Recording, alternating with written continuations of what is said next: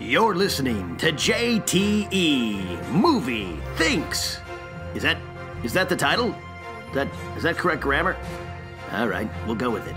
It's a show about movies and thinking. And now, here's your host, every man's hero, JTE. Hey guys, what is going on? JT here with a brand new episode of JT Movie Thinks. Today I have a special guest. You know him in the Schmoeville community as the Wildman, Josh number 2. I was on the show before you, Macuga. No, you weren't. Well, I kind of was. I came on the show, but you weren't a permanent part when I came on. Yeah, but I mean, I don't think you were a permanent part before I was a permanent part, were you? I believe so, because I remember at the Chili's when No, me not and Chili's. because no, that's right, Buffalo Wild Yeah, Wings. Yeah. I remember me and Ken, we started around the same time. Okay. And we one day he's like, oh, Macuga, Riley. I remember that meeting where he told us you guys were becoming permanent members of the Schmoeville show. So Interesting. now you obviously knew Macuga and Els. I mean, not Macuga, Harloff and Els way before me. Yeah. I think it was just a weird. I just kind of came on the show a little bit before you, which is you probably should have I been. didn't know that. I didn't know that. I know. People, it was right around. It was similar. Oh, it was a few months. Maybe 2-3 months before you started. I started. Okay. All right. So yeah. Either way. Yeah. It's good that we're both still on the show. That's a good, very true. Listen, now I was just an intern anyway, so it's not like I was. Yeah, you were grabbing beers and stuff. Yeah. You were just integral in the whole thing. Exactly. You know? Those are good times. They were funny. It was good times. So listen, man, a lot of people have been asking to be on the show. Yeah. Awesome. It's not that I didn't want you on the show. It's hard. Yeah. The way I do this podcast is literally if I could grab somebody. Yeah. Smart. That's good, though. Because you know me. I mean, between the sheets, I have to request people weeks in advance, work with their schedules, last-minute cancellations, because, you know, I just don't have a microphone and a computer. I have a giant set. Yeah, I have 3 cameras. I have 3 producers sometimes. I've got... It's a lot of work that goes into between the sheets. I mean, really and truly... It kind of makes the Schmo operation as far as production work, like what they do versus what I do. It's night and day. But it's just two totally different operations. My backpack is my studio. Yeah. I have a laptop and a microphone. Yeah. And I literally could throw this thing anywhere. I get an interview guy on a bus if I'm stuck on there for 30 minutes. I won't do that. Buses are weird. Besides you. Besides me, yeah. And Sandra Bullock and Keanu Reeves. And there you go. Speed. Yes. So yeah, all right. So Macuga, you know how the show works. Yeah. At least I hope you do. Yeah. Basically, I asked my guests, "What's the last movie you watched from beginning to end?" Yep. That wasn't something that was a job requirement. Mm-hmm. Like you do go to screenings sometimes because you're doing press for the Schmoes, so you had to see The Duff and Hot Tub Time Machine. Yeah. I wanted. Two. Sorry. I want a movie that you kind of just said, you know what? Maybe you were home and you threw it on Netflix. Maybe you were going through the cable box and HBO had something good playing. Yeah. What's the last movie you watched? Well, I'm very spoiled. One, everybody in Schmoeville kind of knows, and you know that I watch a ton of TV. Yeah. So, but I mean, I love movies and TV equally. I just happen to really love watching television. You're like the opposite of Alicia Malone. Yes. Because Alicia will watch nothing but movies. But nothing. She won't watch TV. Nothing. Yeah. But I watch a ton of movies. I do. True. But I watch a crap ton of television. I mean, I love so many TV shows. So do you love it when a TV show becomes a movie? Yes. Like can you not wait for Entourage? Yeah, I'm excited for that movie for sure. I think I'll be honest with you. I'm not super excited about it when TV shows become movies, and I'll tell you why. Okay.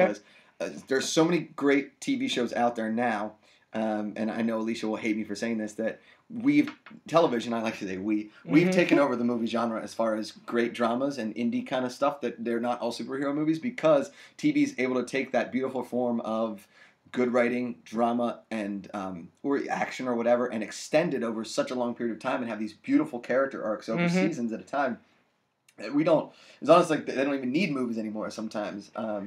It's a terrible thing to say. I understand, but there hasn't been really many great movies, in my opinion, that have been transcendent in the last couple of years. I mean, I still go back and think, okay, what movie from this year will we always keep talking about? I don't have one.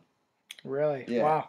That's interesting. Let me tell you this. When people ask me, what's the best war film ever made? War film. Yeah. I say Band of Brothers. Yeah? Because it's 10 episodes. Awesome. You really get to know the characters. Yeah. So when someone dies, towards the end of that series, you Brutal. feel it because you've been with this guy for 8 hours. You know what? It's hard for movies to do that, especially like a 2-hour film. I agree, and you know the thing that's beautiful at the end of Band of Brothers is when they're playing baseball. Remember, they're in Germany and they're playing baseball, and it starts going. This guy disappeared. This guy. It's like a league of this. their own. Oh, I know. And I'm dying. I'm a crier. I cry at the end of a lot of things, especially if I'm really invested in it. And again, A League of Their Own, great movie. Really good movie. And Band of Brothers, favorite war film, that's definitely up there. Yeah, I think but it's not a film, though. But that's why I say because you have so much time with these characters and you have time to build up. So TV does have that advantage. Agreed. Fargo is a great movie. Yeah. I mean, Oscar contender in the series last year was amazing. Killer. And it did something really different. So before we get to your movie, in what your opinion, what's the best TV to movie adaptation? Like, what's the best movie that started off as a TV show and then became a film? That's such a hard question. Like what's one that comes to your mind? There's not many that are that good, and I off the top of my head, I can't really think of that many. Yeah. Last year's The Equalizer, based on an '80s TV show. Yeah. Kind of elevated the material, I believe, because you got more. You got Anton Fuqua and you got Denzel doing their own version of it. Yeah. There's a lot of bad ones. Beverly Hillbillies was a horrible movie. Ooh, that was brutal. Scooby-Doo, the movie was really bad. Yeah. There's a lot of... The A-Team was kind of a failure. A-Team was kind of a failure. It wasn't a terrible movie, but it was kind of a failure. No, it wasn't a terrible movie, but yeah.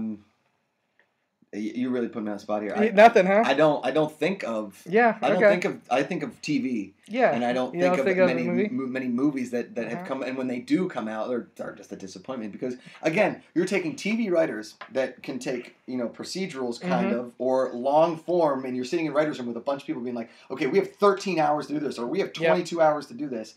What can we do? And then you give them a script, and they're like, here's an idea for a movie. You have an hour and 40 minutes. Yeah, exactly. Or 2 hours, or even 3. So... I think that's the hardest part, and I'm always disappointed with how little we get in a movie when it comes to them adapting. What's your prediction for Entourage movie? It's going to be good It'll or bad? do well, and I think it's going to be. But you think it's going to be good? Yeah, I think the last few seasons of Entourage really kind of dropped off, and now that we haven't had it for a while, and we're going to see this movie, we'll see what's going to kind of going on in their life, and I think it's going to be more of a comedy than Vince is on coke and he's hooking up with a porn star and his whole life is going down the drain. I think this is going to be a lot of fun. This movie's going to be really. The thing I like about it is. I think it's harder when a series ends and then 2 years later there's a movie. Yeah. When you have a large enough gap like that, where you miss the characters and you kind of you could catch up on some story. Agreed. I think that's where it'll work. Agreed. But listen, Veronica Mars kind of. Yes, thank you. But enough about TV. Yeah. Let's talk about the movie you watched last. I have no idea what it is. Beginning to end. Beginning to end, and I'm hoping I've seen it or I like it. So hit me up. I'll give you my last kind of 3. Maybe even 4 that I hadn't seen before that I watched beginning and then. Okay, so I just watched Edge of Tomorrow. I thought it was awesome. Okay. Just watched Fault in Their Stars. I'll never watch that again. Okay. I hate the teen. I probably back in the day I would have really liked it, but the whole we're sick kind of thing and that movie just rubbed me the wrong way. Okay. But yesterday I was sitting around and I watched 40-Year-Old Virgin from beginning to end. Nice. It's the first time I've seen that beginning to end in at least 4 or 5 years. Okay, since the day it came out. I will catch parts here and there. Yeah. But you forget how hysterical that movie is and how Steve Carell really hasn't done a good comedy since. So is that the movie we're talking about then? Yeah. 40-Year-Old Virgin. Is that awesome. cool? I love it. Listen, I saw this thing in theaters. Me too. And this was the year Wedding Crashers came out. Yep. And I saw Wedding Crashers. I said, nothing's going to be funnier than Wedding Crashers this year. Then I saw 40-Year-Old Virgin, and I was like, oh my God, when was the last time you had 2 great comedies in 1 year? I know. And I remember the argument, and I was in film school at the time. And that was like, dude, because it went Old School, Wedding Crashers, 40-Year-Old Virgin. You're like, oh my God, this is just getting... Old School wasn't the same year, though. No, but you're saying yes. Succession. Yes. Yeah. And again, we knew Carell from Jim Carrey film Bruce Almighty. He had that whole thing, Daily Show. But this was really like... And The Office. The Office. Well, The Office came out right around the same time as 40-Year-Old Virgin. Yeah. The first season wasn't that... It wasn't the hit it became later, once that movie came out. But still, The Office really got him the role. Yeah. Oh, for sure. Yeah. But man, this movie was hysterical. Again, I was in college. Seth Rogen was still unknown? Yes, Seth Rogen. It was the Apatow production, so he brought his Apatow people. He brought Rudd, Jay Lynch. Like, you watch it now... All these people just blow up. And they filmed that movie not far from here. No. In Encino. Yeah. The actual area. I drive by all the time. It's just a Best Buy. I'm sorry. My bus drives by all the time.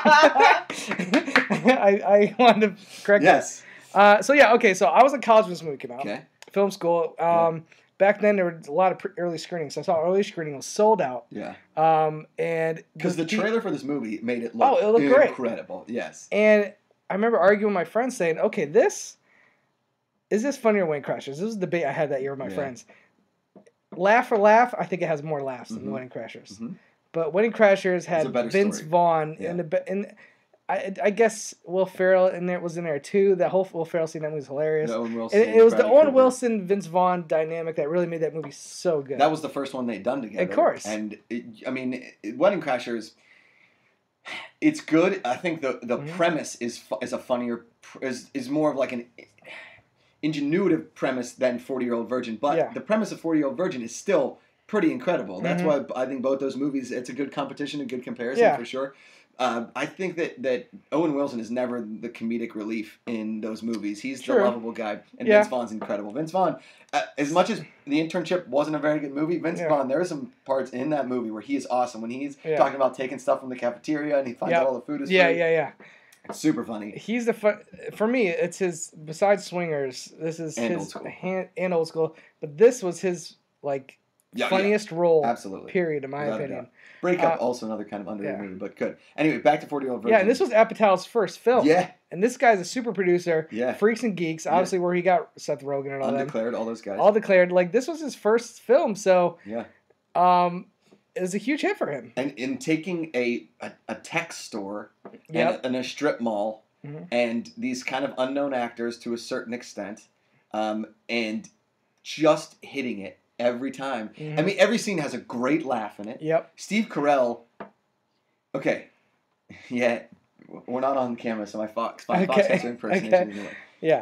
I personally think that Steve Carell is a much better dramatic actor than he is comedic actor because this movie was awesome. After this, comedic-wise, he hasn't really done many great things. In The Office, he's absolutely fantastic. And he's a super funny guy in the sense of his dryness and but if there's anything, I mean, Steve Carell in The Way Back is a villain, and he's an asshole, and he is so good. Oh, I hate him in that movie. No, he's a great dramatic actor, but when he's drunk in this movie, or when he's doing things that he can't do, because we weren't as overexposed to Steve Carell at this point. In The Office, you got a little overexposed to him, and then his whole comedic thing was kind of a little tired by the time we got to another Apatow film or one more of his comedies. The other one, the Evan Almighty. Yeah, Bruce Almighty. No, he was in the next Evan Almighty, but then he was Bruce Almighty. And he really hasn't done many great comedies since, more kind of bummers than anything. But he, comedically, in this movie is so good, and he plays the virgin so well. It's so believable. It's so believable that he was a virgin. I think I was worried about this movie going in. It's like, is it going to be a one-joke kind of movie? It's this guy who's 40 years old, and I didn't realize how clever, well written, and the improv. There's obviously a lot of improv in this movie. Yeah. And when you got Paul Rudd and Seth Rogen, who are now really well known for that, I mean, one of the most famous scenes in this movie is speed dating. No, for Rogen and Rudd. Yeah. When they're playing video games. You know no, I know you're gay. Yeah. Is that gay? Yeah. It's so bro-y. It's so perfect in that sense. It's so homophobic. It's just Apatow, and it's a frat. It's really a frat party in a movie, and that movie it holds up perfectly. It still holds up fantastic. The part when they're playing I love. There's some amazing cameos in this movie and really great characters. Elizabeth Banks' character in this movie is awesome. But Leslie Mann's character. Yeah. Apatow's wife. Came out of nowhere. I was a fucking French toast. Yeah. I love that she's driving so drunk in that car. Yeah. And he doesn't have anything to drink, so he blows it. And she's driving to the kiss me, damn it! And then she pukes on him. Yeah. That scene is just amazing. And every time I've been with a girl that's kind of crazy, you can't help but compare her to Leslie Mann in 40-Year-Old Virgin. And I also want to say, one of the scenes, and one of the things I love about this movie is the opening scene where he's around a bunch of guys. Yeah. And they're all talking about their conquest with these ladies. Yeah. Bags of sand, at some point you were that guy when, like, you know, your friends were hooking up and you weren't, and you're like, I was never. You weren't that guy. Sorry, I forgot who I was talking to. I was definitely that guy at some points where all my friends were talking about, oh yeah, we hooked up with this girl, and I'm like, oh yeah, she's like, "Oh, I'm so horny," and I love that scene because you see him just like freaking out, and they not even aware that he's a virgin. Right. They're like, and then they go in. They go into the store the next day, and he's freaking out, and he thinks everything's gonna be okay. And then it's just everybody knows. Come on, man, get your shit together. How old are you? 40. It is that great scene where he's in bed and it's all one shot. It goes from night to morning. Yeah. Starts. He's like, "I'll be okay." Yeah. Then all of a sudden, morning. I'm screwed. Yeah. And then he goes in there and he's like, "Your dick's my dick now." Yeah. Oh, Rhodey Malco in that movie. What happened to that guy? Well, he was great in so Weeds, good in that movie. And he did a couple. He was just in the Duff. He would play a small cameo role in the Duff. But yeah, you're right. He should have been on the fast track to stardom, and I don't know what happened. He was also in Blades of Glory, which he's like one small of the role in that. super small role. Yeah. But when I recently saw that, I said, "Oh, it's the guy from 40 Year Old Virgin." I'm like, "What the hell happened to this guy?" Agreed. He was so funny. So funny in 40-Year-Old Virgin when they go speed dating. Yes. Because when he's crying and he says, "I came home and one of my condoms was still on, and I tried to jump in the shower with my girl." I mean, he can't get out of his own way, and he's so lovable as the cheating guy that you're always rooting for him. Yeah. Another cameo in there, really small, is Kevin Hart. Yes, I was about to say the Kevin Hart scene. And then the daughter who's with the big boobs that Simone loves. Kat Dennings. Kat Dennings. Ugh. Mm-hmm. Just really, she's a really good actress in this movie because she plays the real whiny teen, plays really well. And Catherine Keener, just so lovable. You're always on board with whatever she's doing. Mm-hmm. Also, let me point out, this is the movie that got Jonah Hill into the Apatow crew. Correct. Because he played the guy with the shoes. With the fish shoes. Yeah, the fish shoes. I don't understand it. I just want to give you money so I can take these shoes home and wear them. And he kind of looks like a fat Where's Waldo because he's wearing that snow hat. Yeah. And that's a super funny part. And Apatow did not know him before this movie. Really? He cast him? He came in for that small part, and Apatow was so impressed with his improv. He gave him Superbad. He made this scene longer than it was supposed to be. Yeah. And he went on to Superbad. Unbelievable. So Jonah Hill, I mean, one little part could change your whole career, man. Yeah. I keep waiting for that part, man. No. It's 40-Year-Old Virgin. I think maybe.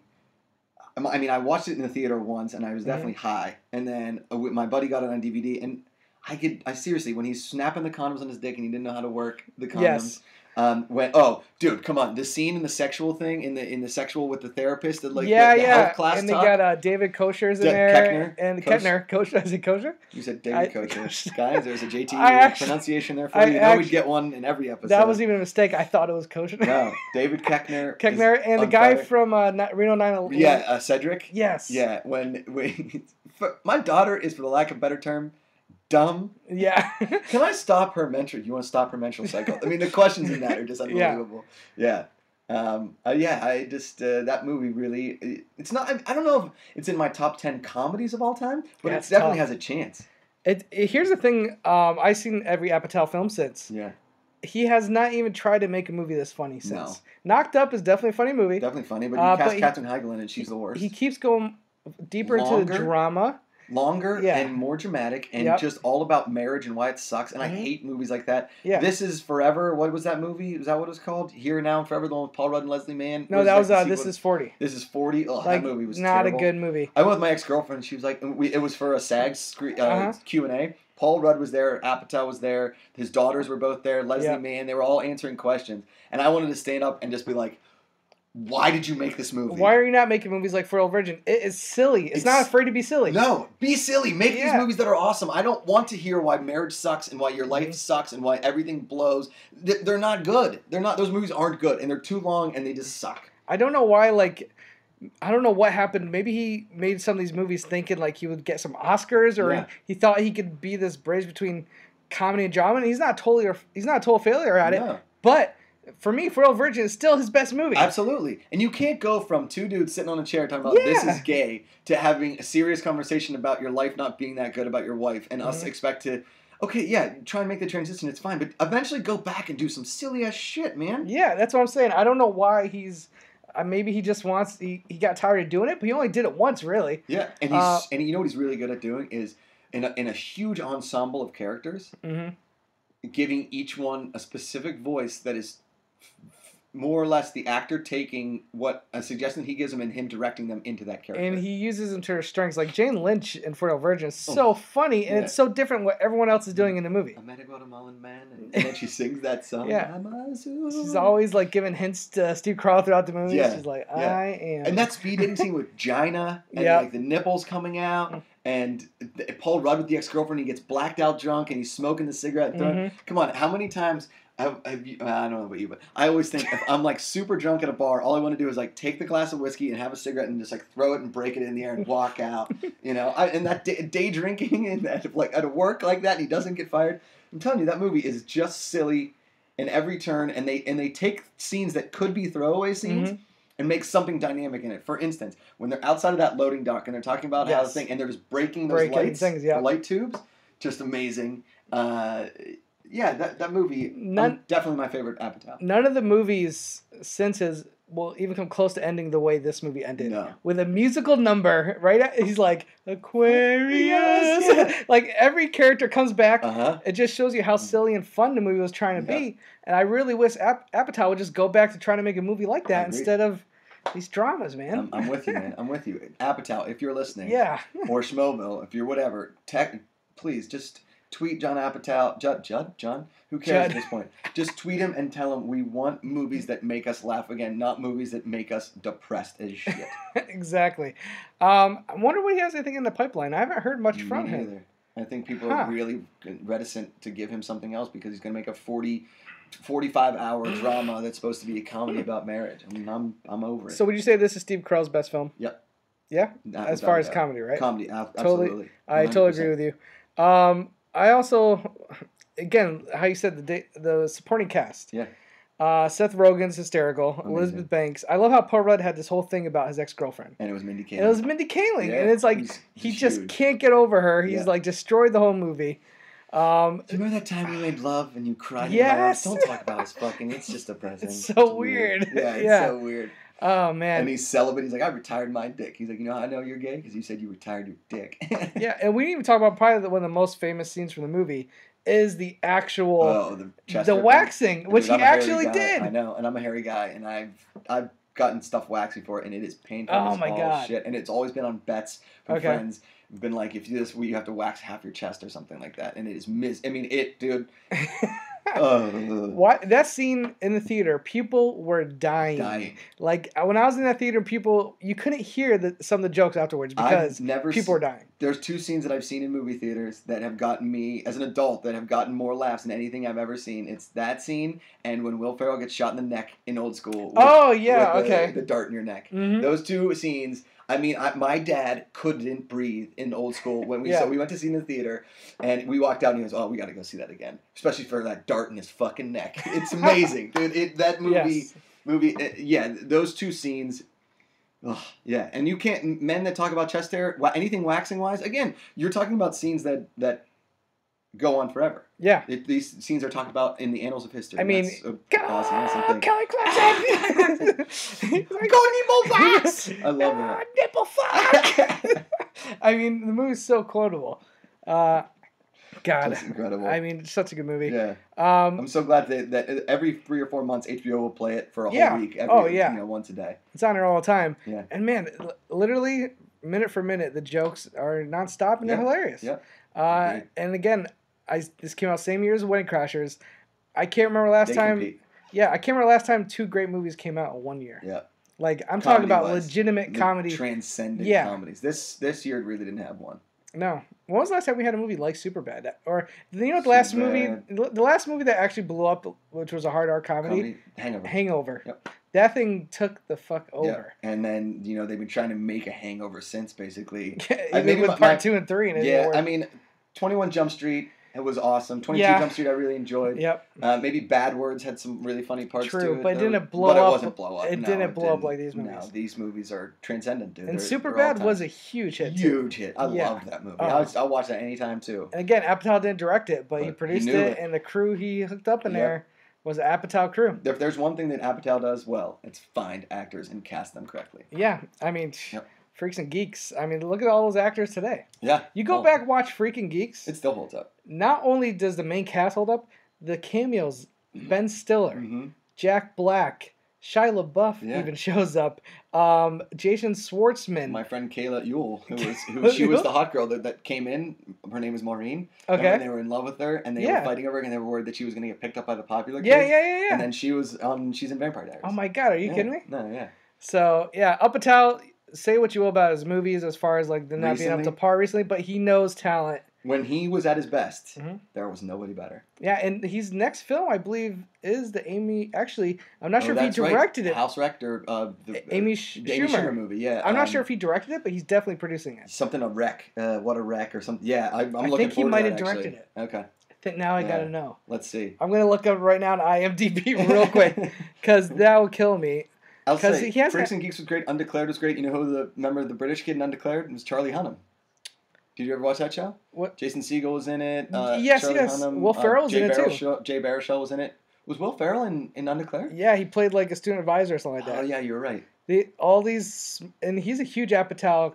Oh yeah, Will Ferrell. Anchorman. Absolutely. Yeah. Judd Apatow produced Anchorman. Yeah. All right. Anchorman was before Hangover. Anchorman before Hangover? Yes, definitely before Hangover. Yeah. All right, so let's see. Amy Schumer, actress, upcoming projects. Trainwreck is the name of the movie. It is directed by Judd Apatow. Oh, okay. So we could be speaking a different tone here. Yeah, we might need an amendment to JT movie things. He might be redeeming himself. Yeah. He's got Bill Hader, Amy Schumer, and then the big stunt casting movie is LeBron James in this movie. Oh, that's pretty funny. Because he plays I think Bill Hader plays a dentist or doctor. Okay. He plays a surgeon to LeBron James. Oh, okay. And from the trailer, LeBron's trying to act. I don't know if he's going to be able to pull it off. Well, we'll see. I mean, I hope if it's a comedy and Apatow's involved, let's hope it's not too long and it's just silly enough, like 40-Year-Old Virgin. Yeah. All right, guys. Well, this is our episode of JT Movie Things. Thank you very much, Macuga. I'm glad you brought it. I think this is like one of the first comedies we've talked about since we've done this show. It's about time people start talking about Yeah. comedies. And go revisit 40-Year-Old Virgin you haven't seen in a while because it seriously is one of the funniest movies. I'm shy! In the last decade. It's super quotable. And to me, it still jumped out as best film. Eggs of sand? Yeah, without a doubt. He's so horny. Come on. Do it. She just wanted sex all the time. Last thing I want to say is that scene you talk about with the condoms, he keeps breaking them. Yeah. The boyfriend comes in with the girlfriend, and she runs out after her daughter, and he goes, dude, teach me. Like, teach me how you use this many condoms. All right, well, Josh, tell them where they can find you on Twitter. Thanks, man. You guys can find me at Josh Macuga, my YouTube channel, Between the Sheets TV, and my show, Between the Sheets, release an episode every Monday. We just started season 3. Our first guest is Jeremy Johns, and then there's an episode of me getting interviewed this season because I got to 10,000 subscribers on my birthday, and my show, Guilty Movie Pleasures with Ben Begley. Awesome, man. Great show. We just did Howard the Duck, which... Yeah, it was awful, but... It's a movie. Fun show. It was a fun episode. It was a fun show, so check that out. Yeah. All right, guys, you can catch me on Schmoes JTE on Twitter, Facebook, Josh a.k.a. JTE. I release an episode every Tuesday. Do me a favor. If you feel like I gave you a 5-star podcast, give me 5 stars on iTunes. Guys. 5 stars. 5 stars. Come on. It was a 5-star time I had. It was a 5-star time. Thank you. All right, guys, enjoy and keep watching those movies.